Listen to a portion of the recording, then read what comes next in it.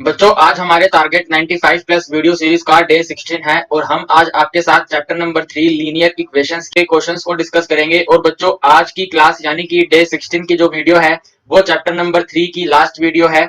अगर बच्चों आपने अभी तक हमारे चैनल को सब्सक्राइब नहीं किया है तो हमारे चैनल को जल्दी से सब्सक्राइब कर दो और सब्सक्रिप्शन के साथ में ही दिए गए बेल आइकन को प्रेस कर दो ताकि जब भी मैं आपके साथ इंपॉर्टेंट क्वेश्चंस की वीडियो को अपलोड करूं, प्रीमियर करूं या लाइव आऊं तो सबसे पहले नोटिफिकेशन आप लोगों को ही मिले। तो आइए स्टार्ट करते हैं आज का वीडियो सेशन।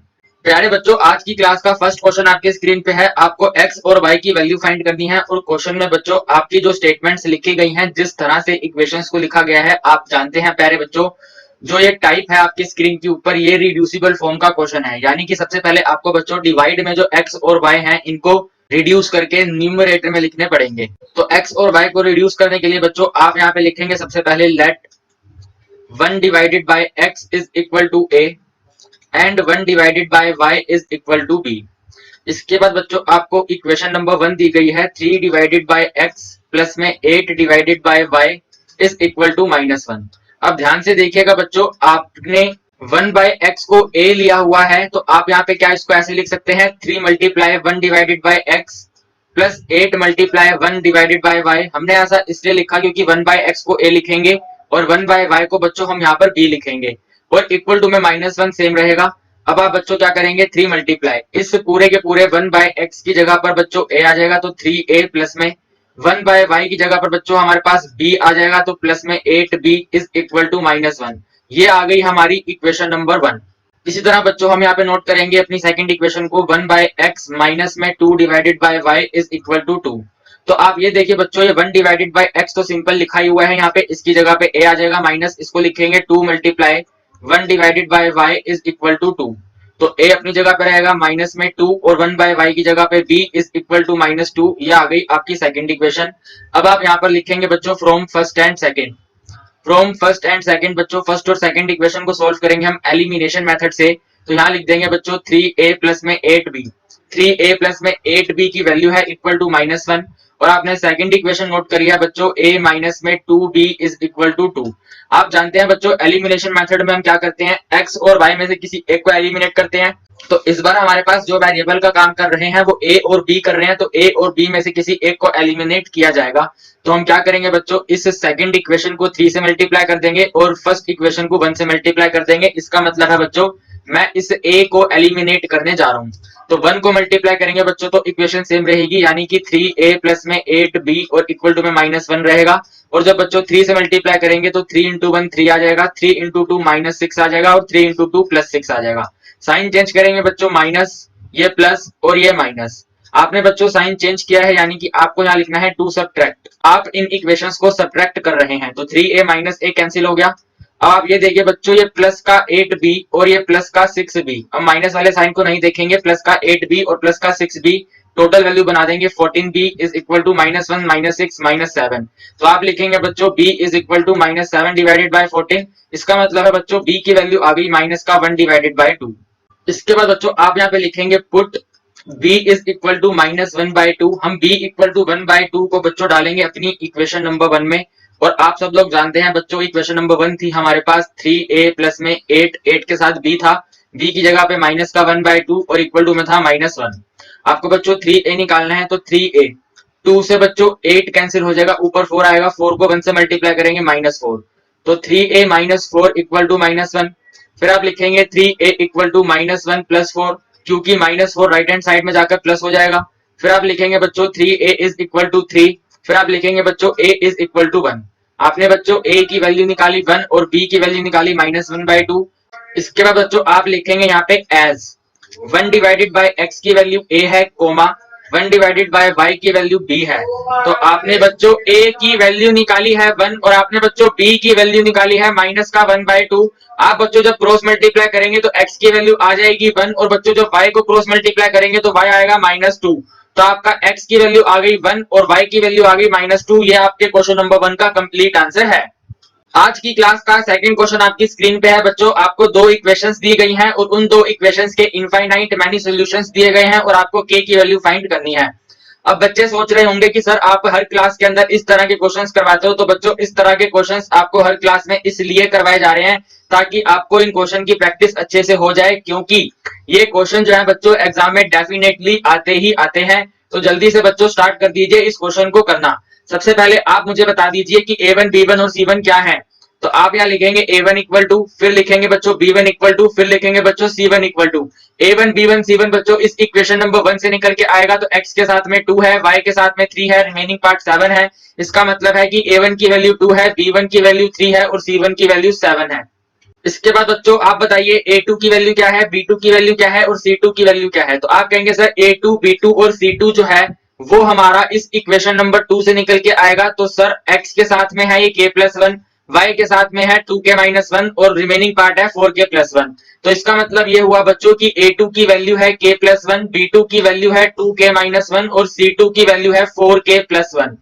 इसके बाद बच्चों आपको इक्वेशंस में दिया गया है इनफाइनाइट मैनी सॉल्यूशन। आपके हिंदी में लिखा गया है बच्चों इनके अनेक हल हैं। अगर इनके अनेक हल हैं बच्चों इसका मतलब यह है कि A1 अपॉन में A2 इक्वल है B1 अपॉन में B2 और ये भी इक्वल है C1 अपॉन में C2 के। तो आप यहाँ लिखेंगे बच्चों A1 की जगह पर 2, B1 की जगह पर 3 और C1 की जगह पर 7, A2 की जगह पे k+1, B2 की जगह पे 2k-1 और C2 की जगह पे 4k+1। इसके बाद बच्चों आपको इन तीनों टर्म्स में से किन्हीं दो टर्म्स को कंसीडर करना है। तो आप अपने फर्स्ट केस के अंदर इन फर्स्ट टू टर्म्स को कंसीडर कर लो। तो आप यहाँ लिखेंगे बच्चों व्हेन, आप यहाँ पे लिखेंगे व्हेन लिखने के बाद जो हमने टर्म्स लिखनी है वो लिखेंगे 2 डिवाइडेड बाय k+1 जो है वो इक्वल है 3 डिवाइडेड बाय 2k-1 से। तो क्रॉस मल्टीप्लाई करेंगे बच्चों तो ये वाला 2 जो है इस वाले डिनोमिनेटर से मल्टीप्लाई होगा और ये 3 जो है इस डिनोमिनेटर से मल्टीप्लाई होगा। तो 2 को 2k से करेंगे मल्टीप्लाई, 4 क्या आएगा, -1 से करेंगे -2 आएगा, 3k को करेंगे तो बच्चों 3k आएगा, 3 को 1 से करेंगे तो 3 आएगा। प्लस का 3 के बच्चों लेफ्ट हैंड साइड में माइनस और माइनस का 2 राइट हैंड साइड में प्लस। तो आपके राइट हैंड साइड में वैल्यू आ जाएगी बच्चों 3 प्लस में 2 और लेफ्ट हैंड साइड में वैल्यू आ जाएगी बच्चों 4k माइनस में 3k। 4k माइनस 3k करेंगे बच्चों k आएगा, 3 प्लस 2 करेंगे 5 आएगा, यानी कि k की वैल्यू आ गई 5 और यही आपके इस क्वेश्चन का आंसर है। आज की क्लास का थर्ड क्वेश्चन आपकी स्क्रीन पे है बच्चों और इस क्वेश्चन के अंदर आपको रिलेशन बताना है P और Q के बीच में क्या है। P और Q के बीच में कैसा रिलेशन है ये आपको बताना है। यहाँ पे रिलेशन बताने का मतलब ये है बच्चों कि मान लेते हैं अगर हमारे P की वैल्यू 2 आती है और हमारे Q की वैल्यू बच्चों 4 आती है तो इन दोनों में रिलेशन बच्चों आप अपनी तरफ से इस तरह से बना सकते हैं कि अगर मैं P में 2 प्लस करूंगा तो ये इक्वल टू Q बन जाएगा। तो ये एक टाइप का रिलेशन है, राइट। तो सबसे पहले आपको P निकालना पड़ेगा, फिर आपको Q निकालना पड़ेगा, उसके बाद आपको पता चलेगा कि आपका जो इनके बीच में संबंध है P और Q में वो किस टाइप का संबंध है, वो मल्टीप्लीकेशन का है, वो प्लस करने का है। आप कहेंगे सर मल्टीप्लीकेशन का कैसे है, तो देखो अगर हम P की वैल्यू 2 लेते हैं और Q की वैल्यू 4 लेते हैं तो अगर आप बच्चों 2 इंटू P करो तो 4 ही तो आएगा, 2 into P equal to Q। तो ये एक मल्टीप्लीकेशन का रिलेशनशिप है, ये एक एडिशन का रिलेशनशिप है। तो पहले आपको P और Q निकालना है और उसके बाद आप आगे कर सकते हैं। और P और Q निकालने के लिए बच्चों बोला गया है कि x3 और y1 जो है इन दो समीकरणों के सॉल्यूशन है। अगर आप x को 3 डाल दो और y को 1 डाल दो तो दोनों की दोनों इक्वेशंस एक दूसरे को सेटिस्फाई करवाएंगी। तो सबसे पहले बच्चों हम यहाँ लिखेंगे put x is equal to 3 comma y is equal to 1 in, सबसे पहले डालेंगे इस फर्स्ट इक्वेशन में इन x माइनस में 4y प्लस में p इक्वल टू 0। तो आप जब वैल्यू डालेंगे बच्चों x की जगह पे 3 आ जाएगा, -4 एज इट इज रहेगा, y की जगह पे 1 आएगा, प्लस में p आएगा इक्वल टू 0। ये आएगा बच्चों 3 माइनस में 4 और प्लस में p इक्वल टू 0। फिर आएगा बच्चों आपके पास माइनस का 1 प्लस में p इक्वल टू 0। यहां से बच्चों p की वैल्यू आ जाएगी 1। आपने बच्चों p की वैल्यू निकाली 1 और इसी तरह बच्चों आप यहाँ पे डालेंगे x और y को अपने इस सेकंड इक्वेशन के अंदर। तो आप यहाँ लिखेंगे put x is equal to 3 comma y is equal to 1 in 2x plus में y माइनस में q माइनस में 2 इक्वल टू 0। तो आप बच्चों 2 का एज इट इज लिख देंगे, x की जगह पे 3 आ जाएगा, प्लस में y की जगह पे 1 आ जाएगा, माइनस में q माइनस में 2 इक्वल टू 0। 2 को 3 से मल्टीप्लाई करेंगे 6 आएगा, प्लस में 1 आएगा, माइनस में 2 आएगा, माइनस में q आएगा इक्वल टू 0। 6 प्लस 1 करेंगे बच्चों 7 आएगा, 7 माइनस 2 करेंगे तो 5 आएगा, 5 minus q is equal to 0। तो बच्चों q की वैल्यू आ गई 5। बच्चों q की वैल्यू आ गई 5। तो आपने ये निकाल लिया कि आपके p की वैल्यू 1 है बच्चों तो q की वैल्यू 5 है। आप बच्चों मुझे ये बताओ अगर p की वैल्यू 1 है तो p में मैं अगर 4 प्लस कर दूं, अगर 1 में 4 प्लस कर दें तो ये 5 आ जाएगा। तो आप यहाँ लिख देंगे बच्चों जो रिलेशन है वो p प्लस में 4 इज इक्वल टू 5 यानी कि q का है। 5 की जगह पे यहाँ पर q आएगा। तो आपने ये रिलेशन निकाला बच्चों, p प्लस में 4 जो है वो q के बराबर है, और ये आपके इस क्वेश्चन का आंसर है। इसी तरह आप बच्चों एक इसके अंदर मल्टीप्लीकेशन का रिलेशन भी बना सकते हो, तो और करके मैं मल्टीप्लीकेशन वाला भी लिख रहा हूं। देखिए हम 5 को बच्चों इस तरह से लिख सकते हैं 1 मल्टीप्लाई 5, तो आप इस 5 की जगह पे लिख दीजिए q, इस 1 की जगह पे लिख दीजिए p, और इस 5 को एज इट इज रहने दीजिए। तो आपका एक रिलेशन बन जाएगा कि 5p की वैल्यू जो है वो q के बराबर है। आप इसको इस तरह से भी लिख सकते हो, आप इसको p प्लस 4 बराबर में q भी लिख सकते हो। तो जैसे आपका मन करे वैसा लिख देना, लेकिन जरूरी है वो p और q को सेटिस्फाई करवाना चाहिए। फिर देखिए बच्चों, आपकी स्क्रीन पे एक वर्ड प्रॉब्लम का क्वेश्चन आया है। ये जो क्वेश्चन है बच्चों फ्रैक्शन बेस्ड क्वेश्चन है, एक भिन्न से रिलेटेड क्वेश्चन है। क्वेश्चन में बोला गया है बच्चों, अगर आप एक फ्रैक्शन के न्यूमरेटर में से 2 को सब्ट्रैक्ट करते हो, अगर बच्चों आप एक फ्रैक्शन के न्यूमरेटर में से इस 2 को सब्ट्रैक्ट करते हो तो आपकी फ्रैक्शन 1/3 बन जाएगी। और इसी तरह बच्चों लिखा गया है, अगर आप अपने फ्रैक्शन के डिनोमिनेटर में से 1 को सब्ट्रैक्ट करते हो, अगर आप अपने डिनोमिनेटर में से 1 को सब्ट्रैक्ट करते हो तो आपकी फ्रैक्शन 1/2 बन जाएगी। तो बताइए कि वो फ्रैक्शन क्या है। तो आप बच्चों यहाँ पे सबसे पहले लेट करेंगे numerator, let numerator x and denominator y। आपको बच्चों फ्रैक्शन निकालनी है, तो फ्रैक्शन इज इक्वल टू में हम लिख देंगे बच्चों numerator divided by denominator. Numerator x है और डिनोमिनेटर y है। इसके बाद बच्चों क्वेश्चन में लिखा गया था कि अगर आप अपने न्यूमरेटर में से 2 को सब्ट्रैक्ट कर दें, यानी कि न्यूमरेटर की वैल्यू x है, x में से 2 को सब्ट्रैक्ट करेंगे तो आपकी फ्रैक्शन बन जाएगी 1/3। अगर फ्रैक्शन 1/3 बनेगी बच्चों, इसका मतलब यह है कि इसका डिनोमिनेटर y है तो y ही रहेगा। आप इसको क्रॉस मल्टीप्लाई करेंगे तो बच्चों 3x माइनस में 6 इज इक्वल टू y आ जाएगा। ये आ गई आपकी इक्वेशन नंबर 1। इसी तरह बच्चों आपको सेकंड इक्वेशन बनानी है। सेकंड इक्वेशन बनाने के लिए बोला गया है, अगर आप इसके डिनोमिनेटर में से 1 को सब्ट्रैक्ट करते हैं तो डिनोमिनेटर y है, y में से 1 माइनस करेंगे तो आपकी फ्रैक्शन बन जाएगी 1/2। और आपका जो न्यूमरेटर है बच्चों, जो आपका अंश है वो एज इट इज का एज इट इज ही रहेगा। क्रॉस मल्टीप्लाई करेंगे तो आएगा 2x is equal to y minus 1। आपने बच्चों y की वैल्यू निकाली है 3x माइनस 6, तो उसको यहाँ पे लिख देंगे 2x is equal to y की जगह पे लिखेंगे हम बच्चों 3x माइनस 6 माइनस 1। फिर देखिए बच्चों, ये जो 3x है ये लेफ्ट हैंड साइड में आके माइनस होगा तो आ जाएगा 2x माइनस में 3x is equal to minus 6 और माइनस 1 बन जाएंगे माइनस 7। तो बच्चों माइनस के x की वैल्यू आ गई माइनस 7, इसका मतलब है बच्चों x की वैल्यू है 7। आपने बच्चों x की वैल्यू निकाली 7, तो उसको यहाँ पे पुट कर दो 3 मल्टीप्लाई बाय 7 माइनस में 6 इज इक्वल टू y, यानी कि बच्चों 21 माइनस में 6 इज इक्वल टू y, यानी कि बच्चों 15 इज इक्वल टू y। आपने बच्चों y की वैल्यू निकाली 15 और x की वैल्यू निकाली 7। आपको बच्चों बनानी है फ्रैक्शन। तो पहले बच्चों फ्रैक्शन बन जाएगी x divided by y। x जो है बच्चों वो आपका 7 है और y जो है बच्चों वो आपका 15 है। तो यही आपके इस क्वेश्चन का आंसर है। This is your complete answer. आज की क्लास का 5वां क्वेश्चन आपकी स्क्रीन पे है बच्चों, और 5वें क्वेश्चन के अंदर आपको m और n की वैल्यू बतानी है। और m और n की वैल्यू बताने के लिए बच्चों आपको इक्वेशन नंबर 1 दी गई है 2x प्लस में 3y इक्वल टू 11, और एक इक्वेशन आपको बच्चों ये दी गई है जिसके अंदर m और n इंक्लूड किए गए हैं। इसके बाद बच्चों आपको लिखा गया है इन दोनों इक्वेशंस के इनफाइनाइट मैनी सॉल्यूशंस हैं, तो बताइए m और n क्या होगा। तो बच्चों सबसे पहले तो आप मुझे बताइए कि a1 क्या है, b1 क्या है और c1 क्या है। तो बच्चे कहेंगे सर a1 b1 और c1 जो है वो इस फर्स्ट इक्वेशन में से निकल के आएंगे, तो आप a1 लिख दो 2, b1 लिख दो 3 और c1 लिख दो 11। इसी तरह बच्चों आप बताइए a2 क्या है, b2 क्या है और c2 क्या है। तो आप कहेंगे सर a2 b2 c2 जो है वो m प्लस n वाली इक्वेशन से निकल के आएंगे, यानी कि इस वाली से। तो a2 की जगह पे आ जाएगा बच्चों m प्लस n, इसी तरह b2 की जगह पे आ जाएगा 2m माइनस n और c2 की जगह पे आ जाएगा 33।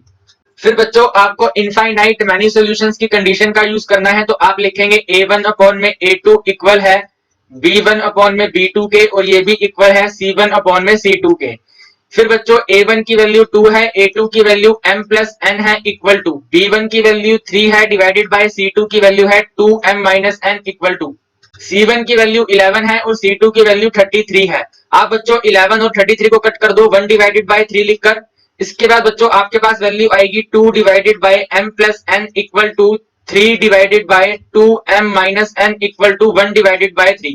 अब आपको बच्चों 3 टर्म्स में से 2 टर्म्स को कंसीडर करना है, तो आप सबसे पहले फर्स्ट टर्म को थर्ड से इक्वेट कर दो, और इसी तरह बच्चों सेकंड टर्म को थर्ड टर्म से इक्वेट कर दो, क्योंकि तीनों एक दूसरे के बराबर हैं। तो आप यहाँ लिखेंगे बच्चों 2 डिवाइडेड बाय m प्लस में n जो है वो इक्वल है 1/3 के फर्स्ट और थर्ड, और आप यहाँ लिखेंगे 3 divided by 2m minus n equal to 1/3, यानी कि सेकंड और थर्ड टर्म। अब आप क्रॉस मल्टीप्लाई करेंगे बच्चों तो 6 की वैल्यू आ जाएगी आपके पास m प्लस n। आप इस इक्वेशन को बच्चों इस तरह से भी लिख सकते हैं कि m प्लस में n जो है वो इक्वल है 6 के, तो ये है इक्वेशन नंबर 1। इसी तरह बच्चों यहाँ पर जब क्रॉस मल्टीप्लाई करेंगे तो आएगा 9 is equal to 2m minus n, और आप इसको लिख दोगे 2m माइनस n जो है वो है बच्चों 9। ये आ गई सेकंड इक्वेशन। फिर बच्चों यहाँ पे लिखेंगे फ्रॉम फर्स्ट एंड सेकंड।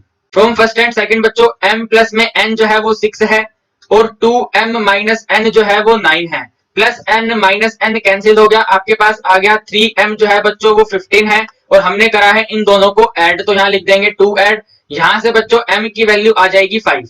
आपने बच्चों m की वैल्यू निकाली है 5, तो आपके पास इक्वेशन है m प्लस में n 6 है, जिसमें से m की वैल्यू 5 है, n निकालना है इक्वल टू 6, तो n की वैल्यू आ जाएगी बच्चों 6 माइनस में 5, और यहाँ से n की वैल्यू आ जाएगी बच्चों 1। तो आपने बच्चों m की वैल्यू निकाली है 5 और n की वैल्यू निकाली है 1। यही आपके इस क्वेश्चन का आंसर है। आज की क्लास का लास्ट क्वेश्चन आपकी स्क्रीन पे है बच्चों, और ये जो क्वेश्चन है ये एजिस का क्वेश्चन है। आपके इस क्वेश्चन के अंदर बच्चों एक सुमित की बात की गई है और एक सुमित के बेटे की बात की गई है। एक सुमित है और एक उसका कोई सन है। तो आप सबसे पहले बच्चों यहाँ पे लेट करेंगे Sumit age equal to x year और his son age equal to y years. हमने बच्चों क्वेश्चन को रीड करा, हमें पता चला कि क्वेश्चन एजिस का था, तो सुमित की एज x ले ली और सन की एज y ले ली। अब आपके पास फर्स्ट लाइन में ही लिखा गया है बच्चों जो सुमित की आयु है वो उसके बेटे की 3 गुना है। 3 टाइम्स का मतलब होता है 3 गुना। तो सुमित की एज x है और बच्चों उसके बेटे की एज y है, तो आप यहाँ लिख देंगे अकॉर्डिंग टू क्वेश्चन। जो अभी प्रेजेंट की सिचुएशन है उसके अंदर जो x है वो अपने बेटे से 3y है, 3 मल्टीप्लाई y, 3 गुना 3y है, तो ये आ गई आपकी इक्वेशन नंबर 1। फिर लिखा है बच्चों 5 इयर्स लेटर, 5 साल बाद। 5 साल बाद बच्चों दोनों की ही आयु जो है वो इंक्रीज हो जाएगी, तो आप यहाँ लिखेंगे after 5 year Sumit age and his son age. जो सुमित की एज है बच्चों वो प्रेजेंट में है x ईयर, 5 साल बाद वो बड़ा हो जाएगा, तो कितना बड़ा होगा, 5 साल बड़ा हो जाएगा x प्लस में 5 ईयर। इसी तरह बच्चों जो उसके बेटे की एज है वो अभी y ईयर्स है, 5 साल बाद इसका बेटा भी बड़ा हो जाएगा, तो वो हो जाएगा y प्लस में 5 ईयर्स। इसके बाद लिखा गया है बच्चों ही शैल बी। यहाँ पे ही से मतलब है सुमित से। जो सुमित है वो क्या हो जाएगा 2.5 time, 2.5 time his son as.